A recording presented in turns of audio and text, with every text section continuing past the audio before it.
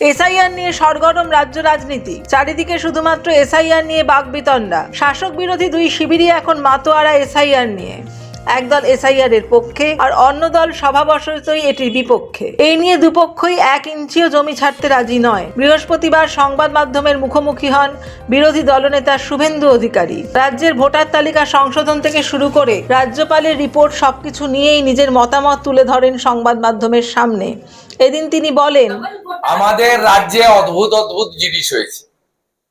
যেহেতু সেন্সাস হয়নি, last census জনগণনা হচ্ছে 2011-তে, তাই জনগণনার মাপকাঠি ধরতে পারবেন না। আপনার কাছে দুটো তথ্য আছে, বৈধ তথ্য। একটা হচ্ছে জন্মহার, আরেকটা হচ্ছে ভোটার তালিকার বৃদ্ধি। গোটা ভারতবর্ষে আপনার জন্মহার অনুযায়ী ভোটার তালিকার বৃদ্ধি হয়েছে।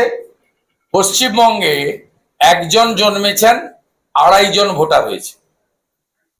তার মানে এখানে জন্মাননি এমন কয়েক লক্ষ লোক ভোটার হয়েছে।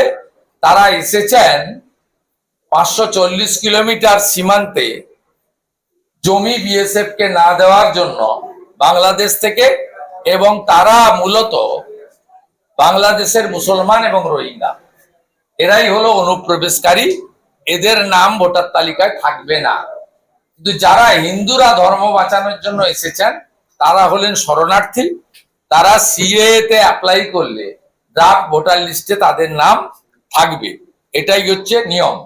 সাথে সাথে আপনি যে কথা বলেছেন, রাজারহাট নিউ টাউনে 28% ভোটার বৃদ্ধি হয়েছে। ভারতবর্ষে যদি দেখেন ভোটার বৃদ্ধির হার 7%। পশ্চিমবঙ্গে 105টা বিধানসভায় এই হার 20 থেকে 30%। এবং এই এলাকাগুলোতে দ্রুত ডেমোগ্রাফি বদলেছে। হিন্দুদের সংখ্যা কমেছে, মুসলমানদের সংখ্যা বেড়েছে। এবং মূলত উত্তর 24 পরগনা, দক্ষিণ 24 পরগনা, নদিয়া, মুর্শিদাবাদ, মালদা, উত্তর দিনাজপুর, দক্ষিণ দিনাজপুর, কোচবিহার, জলপাইগুড়ি, এই জেলাগুলিতে এই ভোটার, এবং আলিপুরদুয়ার অংশ, ভোটার বৃদ্ধির সংখ্যাটা বেশি।